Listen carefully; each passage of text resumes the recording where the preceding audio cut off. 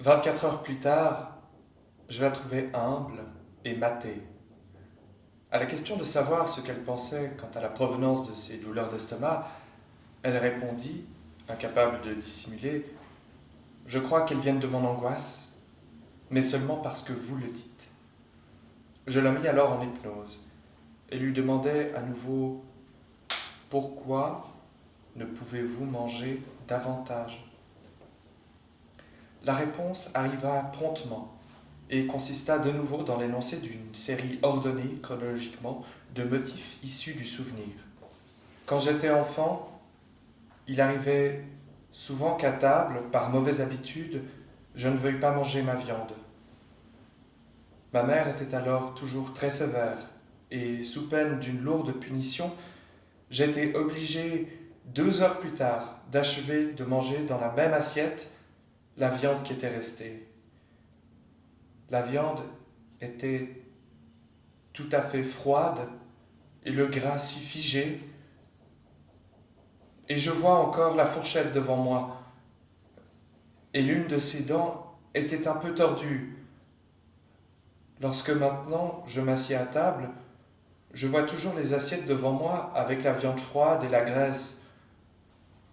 Et quand, de nombreuses années plus tard, je vivais avec mon frère, qui était officier et qui avait la sale maladie, je savais que c'était contagieux. J'avais une angoisse si affreuse de me tromper de couvert et de prendre sa fourchette et son couteau. Et malgré cela, j'ai mangé avec lui afin que personne ne remarque qu'il était malade. Et quand, un peu après, j'ai soigné mon autre frère, qui était si malade des poumons, nous étions souvent assis devant son lit, et le crachoir était toujours posé sur la table, et il était ouvert, et il avait l'habitude de cracher par-dessus les assiettes dans le crachoir. Voilà ce qui m'a toujours tellement dégoûté, et je ne pouvais pourtant pas le lui montrer, pour ne pas l'offenser. Et ces crachoirs continuent à être posés sur la table quand je mange. Et cela continue de me dégoûter. Naturellement, je fis place nette de cette panoplie du dégoût et lui demandai alors pourquoi elle ne pouvait pas boire d'eau. Lorsqu'elle avait 17 ans, sa famille passa quelques mois à Munich et presque tous ses membres contractèrent des cathars gastriques en consommant de la mauvaise eau de table. Chez les autres, le mal fut bientôt écarté grâce à des mesures médicales. Chez elle, il persista.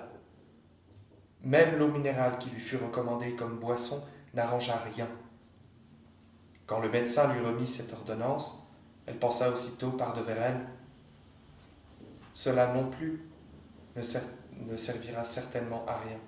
Depuis lors, cette intolérance aux eaux de source et aux eaux minérales s'était répétée un nombre incalculable de fois. L'effet thérapeutique de cette enquête hypnotique fut immédiat et persistant.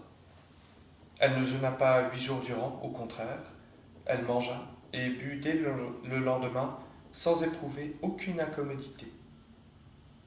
2 mois plus tard, elle écrivit dans une lettre: Je mange très bien et j'ai pas mal grossi. Pour l'eau, j'en ai bu 40 bouteilles. Croyez-vous que je doive poursuivre?